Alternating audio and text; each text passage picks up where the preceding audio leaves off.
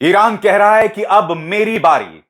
Iran लगातार इस्राएल की खिल्ली उड़ा रहा है। आज सुबह 4:15 बजे, जी हां, भारतीय समय के मुताबिक 4:15 और ईरान के समय के मुताबिक 2:15 बजे, इस्राएल ने दावा किया कि उसने ईरान पर हमला बोला, उसके सैनिक ठिकानों पर हमला बोला। जी हां, अब ईरान यह दावा कर रहा है कि उसके एयर डिफेंस सिस्टम ने इस्राएल के इस हमले को पूरी तरह से नाकाम कर दिया है। और बात वहां नहीं रुक रही है। ईरान ने सीधे तौर पर अमेरिका को चेतावनी दी है और अमेरिका के तेवर भी इस मुद्दे पर उग्र होते जा रहे हैं। मैंने आपको बताया था कि इस्राएल ने हमला करने के बाद यह दावा किया है कि ऐसे हमले जारी रहेंगे और अब ईरान कह रहा है कि हमारे हमलों का, हमारे जवाब का इंतजार करो। और बात वहां नहीं रुक रही। जैसे मैंने आपको बताया, दोनों देशों के बीच में प्रचार युद्ध चल रहा है, यानी प्रोपेगेंडा वॉर। और किस तरह से, मैं आपको दो वीडियोस दिखाऊंगा, उसके लिए आपको थोड़ा इंतजार करना पड़ेगा, मगर सबसे पहले ईरान ने अपनी तरफ से जारी किया यह 40 सेकंड का वीडियो। इस वीडियो पर आप गौर कीजिएगा दोस्तों। रात का समय है, यानी ईरान के मुताबिक करीब 2:15 बज रहा है और इसमें आप देख सकते हैं कि आसमान में अचानक कुछ स्पार्क्स होते हैं, कुछ एक तरह से स्पार्किंग आपको दिखाई दे रही है। दरअसल ये वो मिसाइल हमले हैं या वो हमले हैं जो इस्राएल ने आज सुबह 2:15 बजे ईरान के समय के मुताबिक किया। और ईरान यह दावा कर रहा है कि हमने अपने एयर डिफेंस सिस्टम से इस हमले को पूरी तरह से नेस्तनाबूद कर दिया है। स्वाभाविक सी बात है कि अब तक इस्राएल यह नहीं बतला पाया है कि उसने ईरान का कितना नुकसान किया है, इसलिए मैं बार बार प्रोपेगेंडा वॉर का इस्तेमाल कर रहा हूं। इस्राएल अपनी तरफ से कई फुटेज, कई तरह की तस्वीरें जारी कर रहा है, टेलीग्राम पर, ट्विटर पर, तमाम जगहों पर, कि देखो हमने जो हमला किया है उसका यह नुकसान हुआ है। और दुख की बात यह है कि बेगानी शादी में अब्दुल्ला दीवाना, यानी कि हमारे गोदी मीडिया के छल्ले बेवजह उछल रहे हैं, उन वीडियो का प्रचार प्रसार कर रहे हैं बगैर यह बताए कि ये अनवेरिफाइड वीडियोस हैं, यानी कि इनकी पुष्टि नहीं की जा सकती। क्योंकि अगर इस वक्त वीडियो सामने आते हैं, या तो आप पूरी तरह से उसकी पुष्टि करके चलाएं, या कम से कम अपने दर्शकों को यह जरूर बताएं कि इन वीडियोस की पुष्टि नहीं की जा सकती, इन वीडियोस पर इस्राएल का दावा है या ईरान का दावा है। जैसे मैंने आपको बताया, ईरान ने यह वीडियो जारी किया है जिसमें आप देख सकते हैं कि आसमान में स्पार्क हो रही है। यह तेहरान का वीडियो बताया जा रहा है जिसमें आप देख सकते हैं आसमान में अचानक स्पार्क्स होते हैं। मैं चाहूंगा आप इस वीडियो के 30 सेकंड्स को देखें, इसमें आप बाकायदा धमाकों की आवाज सुनेंगे। देखिए।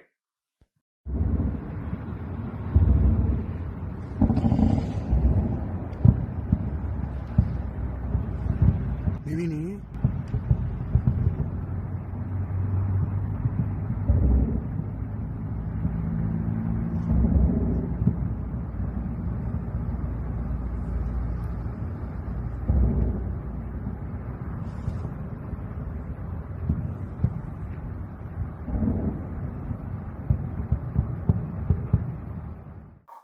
और बात वहां नहीं रुकती है दोस्तों। जैसे मैंने कहा, ईरान अपनी अलग अलग एजेंसीज के जरिए इस्राएल का मजाक उड़ा रहा है। मसलन उन्होंने यह वीडियो जारी किया है ईरान ऑब्जर्वर द्वारा, जिसमें आप देख सकते हैं ईरान के कुछ नागरिक जो हैं वो देख रहे हैं कि भैया इस्राएल ने जो हमला किया है वो दरअसल हमला किया कहां है। इस वीडियो के जरिए इस्राएल का मजाक बनाया जा रहा है।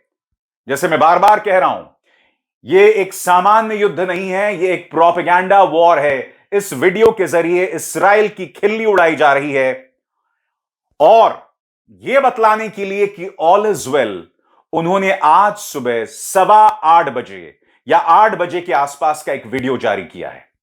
यह वीडियो आज का है, यह पुराना है, मैं नहीं जानता हूं, क्योंकि यह वीडियो ईरान की तरफ से जारी किया गया है, जिसमें आप देख सकते हैं लोग बाकायदा वर्जिश कर रहे हैं, एक्सरसाइज कर रहे हैं पार्क के अंदर।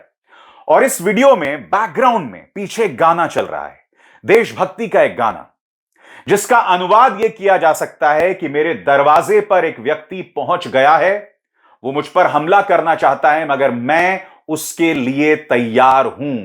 जी हां, इस वीडियो में बाकायदा पीछे एक गाना चल रहा है। तो एक तरह से कहा जा सकता है कि दोनों ही पक्षों की तरफ से प्रोपेगेंडा जो है वो पूरे शबाब पर है। इस बीच मामला संगीन भी होता जा रहा है। ईरान ने भी अपनी तरफ से बयान जारी किया है। डिप्लोमैटिक सोर्सेज के हवाले से उसने अमेरिका को सख्त चेतावनी दी है कि अगर आपके मिलिट्री बेसिस का इस्तेमाल हुआ, अगर आपके सैनिक ठिकानों के जरिए ईरान पर हमला हुआ, तो इसका खमियाजा अमेरिका भुगतेगा। अमेरिका ने भी जवाब में एक प्रतिक्रिया, एक बयान जारी किया है। उसकी मैं चर्चा करूंगा, मगर मैं आपको यह भी बतलाना चाहूंगा कि जो बाइडेन ने, अमेरिकी राष्ट्रपति जो बाइडेन ने इस्राएल को चेतावनी दी है कि आप किसी भी कीमत पर ईरान के तेल और परमाणु ठिकानों पर हमला नहीं करेंगे। यही वजह है दोस्तों, जैसे ही हमला होता है इस्राएल अपनी तरफ से बार बार कहता है कि हमने उनके सैनिक ठिकानों पर हमला किया।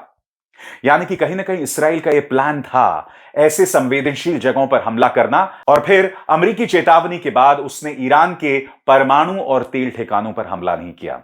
बहरहाल मैं आपको बतलाना चाहता हूं कि अमेरिका ने ईरान को सख्त लफ्जों में क्या चेतावनी दी है, आपकी स्क्रीन पर। बाइडेन प्रशासन के एक सीनियर अधिकारी ने अपने बयान में कहा, अगर ईरान ने एक बार फिर हमला किया तो हम तैयार रहेंगे और ईरान को इसके नतीजे भुगतने होंगे।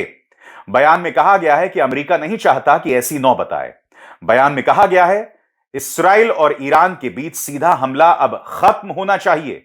अमेरिका लेबनान में युद्ध खत्म करने के अलावा गजा में शांति कायम करने और हमास के कब्जे से इस्राएली बंधकों की रिहाई की कोशिश के लिए तैयार है। इस बीच दोस्तों, इस्राएल ने ईरान के किन इलाकों पर हमला किया, इसकी पुष्टि स्वयं ईरान ने की है।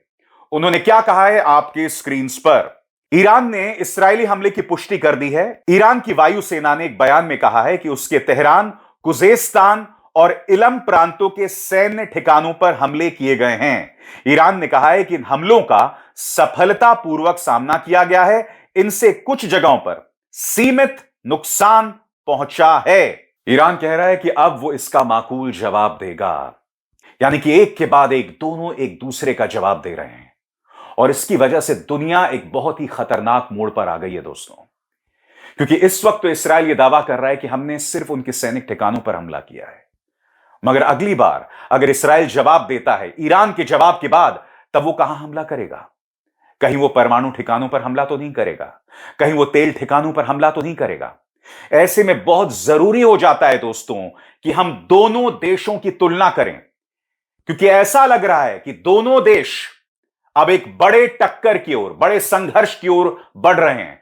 क्योंकि अगर ईरान इस्राएल के हमले का जवाब देता है तो यह बात शर्तिया तौर पर कही जा सकती है कि बेंजामिन नेतन्याहू उसका जवाब देंगे। इसलिए बहुत जरूरी हो जाता है दोस्तों कि दोनों देशों की क्या ताकत है वो आपके सामने रखी जाए। और मैं आपके सामने बीबीसी की एक पड़ताल दोस्तों पेश कर रहा हूं, जिसमें मैं आपको बतला रहा हूं कि दोनों देशों की क्या क्या ताकतें हैं आपके सामने। सबसे पहले दोस्तों, दोनों देशों की आबादी की बात की जाए तो इस्राएल की आबादी 9.6 मिलियन है और ईरान की आबादी उससे करीब 10 गुना ज्यादा 88.6 मिलियन है। जीडीपी की बात करें, अमेरिकी डॉलर्स में जीडीपी की बात करें तो इस्राएल का जीडीपी 525 बिलियन डॉलर्स अमेरिकी डॉलर्स है, और ईरान की बात करें तो इनकी जीडीपी इस्राएल से कम 413 बिलियन यूएस डॉलर्स है। और इसके अलावा रक्षा बजट की बात करें, और यह बहुत ही जरूरी आंकड़ा है दोस्तों, तो मैं आपको बतलाना चाहूंगा कि अमेरिकी डॉलर्स में इस्राएल अपने रक्षा पर 19 बिलियन यानी 19 अरब डॉलर्स खर्चता है, और ईरान 7.4 अरब डॉलर्स खर्चता है। तो एक तरह से कहा जा सकता है दोस्तों, यह इन दोनों देशों की बुनियादी तुलना है। मगर आपके जहन में सवाल होगा कि हवाई हमले में कौन कितना भारी है, मिसाइल की ताकत में कौन कितना भारी है। तो बीबीसी ने जो पड़ताल की है दोस्तों, उसके एक एक शब्द पर गौर कीजिएगा। सबसे पहले हम बात करने जा रहे हैं हवाई हमले में कौन कहां ठहरता है, इस्राएल और ईरान। आईआईएसएस के आंकड़ों के मुताबिक इस्राएल के पास हमले के लिए तैयार 340 लड़ाकू विमान हैं। इससे इस्राएल सटीक हमले करने में मजबूत स्थिति में है। इस्राएल के पास F-15 विमान हैं जो लंबी दूरी तक मार कर सकते हैं। इसराइल के पास छिपकर वार करने वाले F-35 लड़ाकू विमान भी हैं जो रडार को चकमा दे सकते हैं। उसके पास तेज हमला करने वाले हेलीकॉप्टर्स भी हैं। तो यह बात तो दोस्तों इसराइल की हुई। अब मैं आपको बतलाना चाहता हूं कि हवाई ताकत के मामले में ईरान कहां ठहरता है। आपके स्क्रीन पर IISS का आकलन है कि ईरान के पास 320 लड़ाकू विमान हैं। उसके पास 1960 के दशक के लड़ाकू विमान भी हैं जिनमें F-4S, F-5S और F-14S जैसे विमान शामिल हैं। लेकिन PRIO के निकोलस मार्श का कहना है कि यह साफ नहीं है कि इन पुराने विमानों से कितने उड़ान भरने की स्थिति में हैं, क्योंकि इनकी रिपेयरिंग पार्ट्स मंगाना बहुत मुश्किल होता है। जी हां, ईरान के पास 320 लड़ाकू विमान तो हैं, मगर इनमें से कितने काम कर रहे हैं, कितने हमले की स्थिति में हैं, यह हम नहीं जानते। अब आपके जहन में सवाल होगा दोस्तों कि मिसाइल कार्यक्रम की बात की जाए तो दोनों देश कहां ठहरते हैं। याद कीजिएगा दोस्तों, इसी मंच पर मैंने आपको बताया था ईरान की मिसाइल ताकत क्या है। एक बार फिर उसकी झलक देखिए। जहां तक ईरान की बात है, मैं आपको याद दिलाना चाहूंगा, हाल ही में जब ईरान ने इस्राएली ठिकानों पर हमला किया था तो उसने फतह मिसाइल का इस्तेमाल किया था। पिछले साल यही फतह मिसाइल जो है वो वजूद में आई थी और कुछ ही दिनों में उसने उसका एक एडवांस्ड वर्जन बनाया था जिसका नाम था फतह 2। आज ईरान की रक्षा असला में फतह 1 भी है, फतह 2 भी है। इसका इस्तेमाल वो खुलकर इसराइल के खिलाफ कर रहा है। बताया जाता है दोस्तों कि जब फतह मिसाइल छोड़ी जाती है तो वो एटमॉस्फेयर की तरफ जो है, ऊपर की तरफ उड़ान भरता है और फिर बहुत ही तेजी से अपनी टारगेट की तरफ बढ़ता है। थर्ड एंटी मिसाइल सिस्टम फतह मिसाइल्स को बखूबी इंटरसेप्ट कर सकती है, मगर बहुत जरूरी हो जाता है कि यह फतह मिसाइल सिस्टम है क्या जो आज से 1 साल पहले ईरान के असलह में जगह पा रही थी। आइए देखते हैं यह 10 सेकंड का क्लिप जिसमें आप फतह मिसाइल की एक छोटी सी झलक देखेंगे। An unveiling ceremony more than 6 months in the making. दोस्तों, जहां तक ईरान की बात है, जैसा कि मानचित्र बता रहा है, इसमें आप देख सकते हैं बीच में सफेद में आप ईरान को देख रहे हैं और उसके आसपास कई देश दिखाई दे रहे हैं, मसलन इजिप्ट यानी मिस्र, इसराइल, तुर्की, रशिया, चाइना और इंडिया। और आप देख सकते हैं ये सेमी सर्कल्स जो आपको दिखाई दे रहे हैं।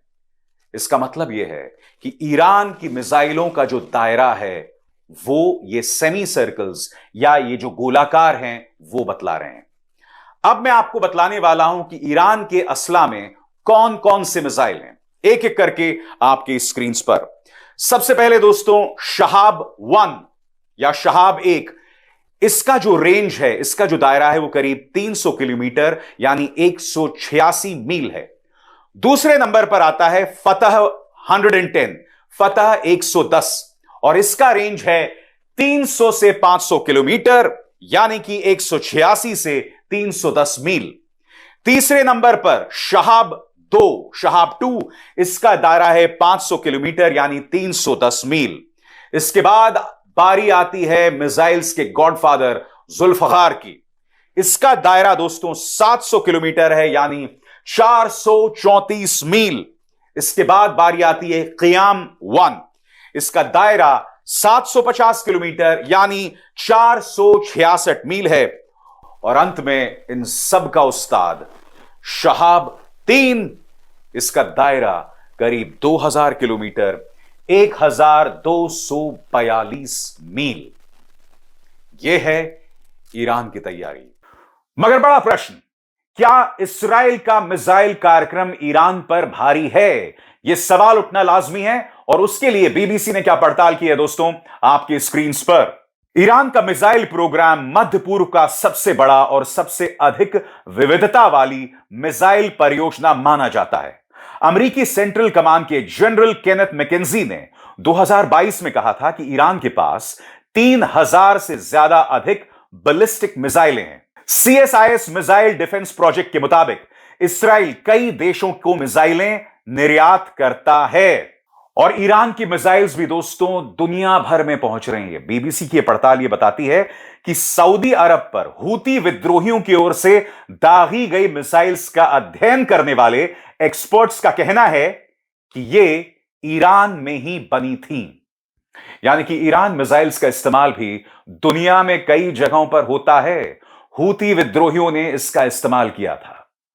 यह बात तय है दोस्तों कि दोनों देश हथियार, मिसाइल्स और हवाई हमले से लैस हैं।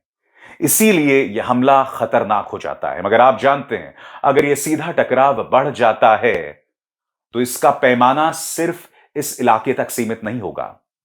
अमेरिका अपनी मिलिट्री बेसिस का इस्तेमाल करेगा और जैसे ही अमेरिका अपने मिलिट्री बेसिस का इस्तेमाल करेगा, ईरान अपने युद्ध का दायरा बढ़ा देगा और फिर ईरान के पक्ष में, उसके समर्थन में कई अन्य देश भी जो हैं वो उतर सकते हैं।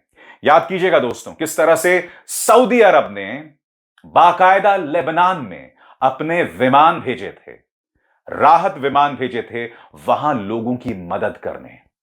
और हम यह नहीं भूल सकते कि जो थर्ड एंटी मिसाइल सिस्टम, जिसकी चर्चा मैं अपने शो में पहले कर चुका हूं, वो न सिर्फ इस्राएल के पास है बल्कि सऊदी अरब भी अमेरिका से उसे हासिल कर रहा है। युद्ध में किसी को कोई फायदा नहीं होता दोस्तों। यहां भारत में जो लोग उछल रहे हैं, मुझे उनकी बुद्धि पर तरस आता है। अगर ईरान पर हमला होगा, इस्राएल पर हमला होगा, तो इसका सीधा असर भारत की अर्थव्यवस्था पर पड़ेगा। इसलिए इस मुद्दे पर इतने खुश होने की कोई जरूरत नहीं है। इसी तरह से दोस्तों, यह घटनाक्रम कहां जा रहा है, उसकी पल पल की कवरेज मैं आप तक पहुंचाता रहूंगा। अभिसार शर्मा को दीजिए इजाजत। नमस्कार। स्वतंत्र और आजाद पत्रकारिता का समर्थन कीजिए, सच में मेरा साथी बनिए। बहुत आसान है दोस्तों, इस ज्वाइन बटन को दबाइए और आपके सामने आएंगे ये 3 विकल्प, इनमें से एक चुनिए और सच के इस सफर में मेरा साथी बनिए।